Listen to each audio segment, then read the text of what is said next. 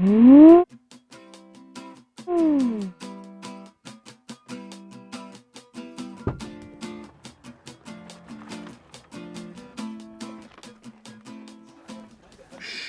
is the good part.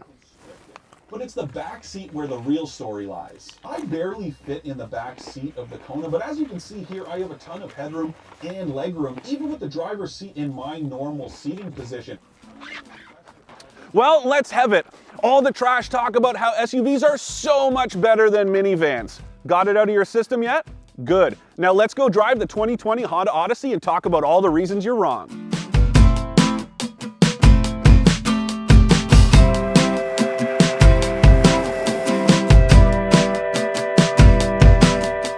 Okay, so before we talk about the details, I just want to say that I get it. There's an image thing about minivans that makes them inherently uncool to a lot of you out there. But I just want to say that as soon as you stop caring so much about what other people think of you, you'll start to see the advantages of something like the Odyssey and what it has to offer. For starters, there's not a 3-row SUV this side of the Ford Expedition Max that'll give you the kind of room you get in this thing. There's so much space for passengers and their stuff, it's unbelievable. We'll get to that in a little bit, so let's talk about some of the other stuff first. So let's talk cargo room. With all 3 rows of seats up, you still get 930 liters of cargo space behind the 3rd row, which is incredible. It's also got a really deep well, so you can drop your stuff down inside of there, and there's tons of room for taller items. Once you fold the 3rd row into the floor, you get 2,500 liters of space, which is about 400 more than the Expedition Max in the same configuration.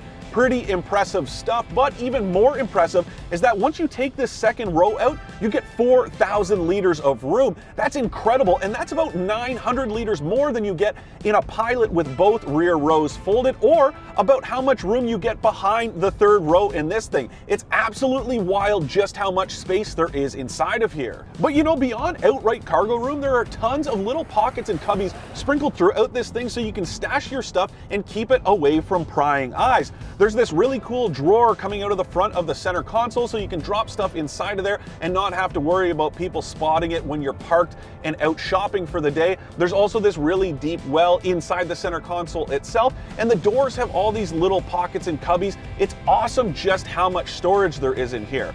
Now let's also talk about the seat backs, because in some of the upper models you get these sleeves that'll hold a tablet, so if you don't get the rear seat entertainment system, well, you can still drop a tablet inside of there to keep the kids happy on the road. And speaking of which, this does have a Wi-Fi hotspot, so you can hook up to Netflix and stream all your favorite shows and movies. An awesome feature for the family on the go. The other huge advantage minivans have over any other vehicle on the market is the ease of ingress and egress. Now those words aren't so sexy, but trust me, they will make a huge difference when you're shopping for one of these, because what they mean is that they're just super simple to slide into or out of any seating position.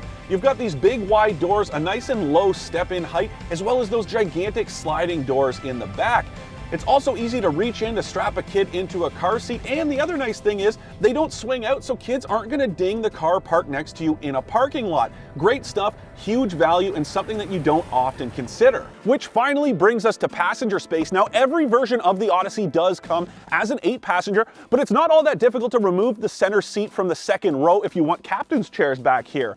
Either way, there's tons of room no matter where you're forced to sit, which begs the question, how many Dans can we fit in this van? 1, 2, 3, 4, 5, 6, 7. Unfortunately, these broad shoulders are a little too wide to fit 3 across the back. But you get the point. Now, whether we're talking about cargo room or passenger room, I know it's not often you're going to have this thing maxed out, but the nice thing about the Odyssey is all that space is there when you need it. It can also tow 3,500 pounds in this loaded touring trim, which isn't as much as a Pilot, but that's more than enough for most of you out there. So let's talk a little bit about this drivetrain. Now, I know you can get the Toyota Sienna with all-wheel drive, and the Chrysler Pacifica will offer it soon. This thing powers the front wheels only, and I know that's a sticking point for a lot of you out there, but it really shouldn't be. And this thing has plenty of traction. With a good set of winter tires like this tester has on it, I haven't had any issues in the snow or on the ice. It also has a snow mode that tailors the traction control system, so it's there when you need it too. Routing power to the front wheels only does lead to a little bit of wheel spin under heavy acceleration because this thing packs a serious punch. I know that's not something you normally talk about with a minivan, but it is worth noting here because you get the same 3.5 liter V6 that Honda puts in the Pilot. It's good for 262 pound-feet of torque and 280 horsepower. And it's got Honda's VTEC variable valve timing system. So that means there's plenty of responsiveness higher in the rev range. And this thing pulls very, very hard. Passing on the highway is not a problem, and accelerating off the line is absolutely hysterical.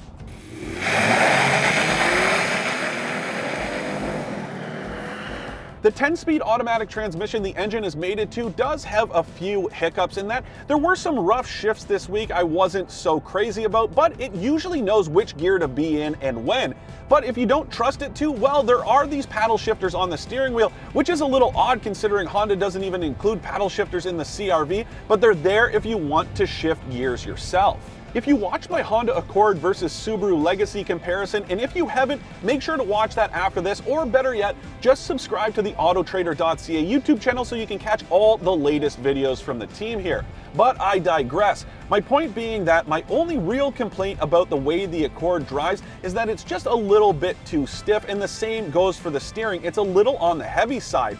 Now, I'm a fan of heavy steering, but there is a fine line between too much and just right. And this thing gets nice and close to that line without crossing it. It feels really nice in my hands, but it's also nice and responsive.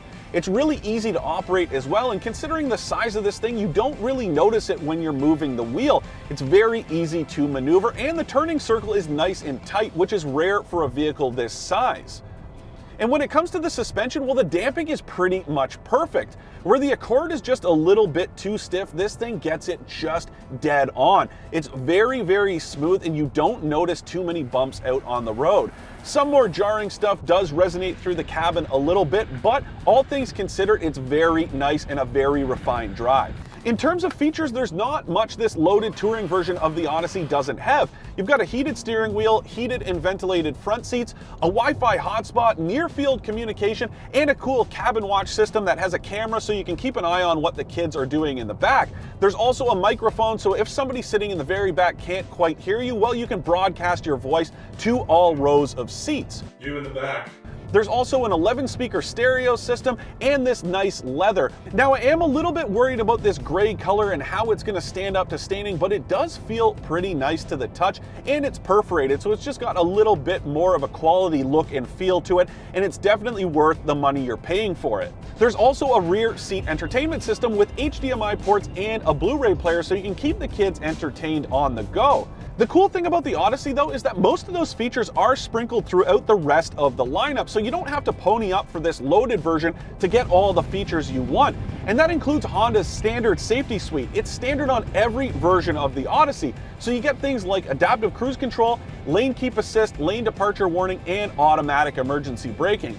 Now, one note about that, it is a little bit sensitive, and in traffic, it was constantly beeping and flashing, telling me to hit the brakes. It's a little bit too sensitive, and it could be dialed back just a notch, but hey, safety first. I know I've been heaping a lot of praise on the Odyssey, but that's because it's good at almost everything it does, and I think this might be Honda's best product at the moment. But let's talk about some of the stuff I'm not so crazy about. I covered it in the Accord, but let's touch on it again here. This push-button transmission setup is downright terrible. There's just nothing natural about having to hit buttons to engage, drive, park, or reverse, and I don't like it at all. The infotainment system is also a little bit laggy. Now, the layout is better than what you get in the Accord and the Civic, but I'm just not so crazy about it, and it's slow to respond to touch. Murphy's Law and all that jazz, am I right? So of course, it was the day after we filmed this review that the Odyssey's infotainment system started to go haywire.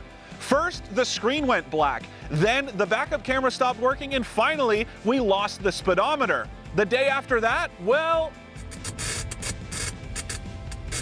I've turned the music off completely, and that's the sound coming out of the speakers of the 2020 Honda Odyssey. the power sliding rear doors are also painfully slow. Now, I know that definitely comes in handy to make sure you don't get any limbs or clothing caught as they close, but it can be very brutal to stand there, especially if you're in a hurry waiting for those doors to open. They also don't seem to work every time, and you really have to yank that handle in order to make sure they open properly. But you know, those really are small nitpicks for what's overall an outstanding vehicle, and I've thoroughly enjoyed my week with the Odyssey. So let's talk a little bit about pricing. Now, if you want to get yourself a base model, it'll set you back about 38 grand with freight and fees, but you get a decently equipped one. It's also got that standard safety suite that's very important, and that's worth the price of admission alone. There are also about 5 other trims that get progressively better in terms of content. Now, this fully loaded version, it'll set you back about 54,000 bucks, which might seem like a lot of money, but when you compare that to a fully loaded Pilot, it's actually a little bit cheaper, and that's about $30,000 less than the base price of the biggest Expedition you can buy. So it really is all relative. Vehicles are expensive nowadays, and you get what you pay for in this thing. To recap, I like how much space and storage the Odyssey offers, as well as its family-friendly features and smooth ride and handling. I don't like the push-button shifter, the laggy infotainment system, or the slow power sliding doors.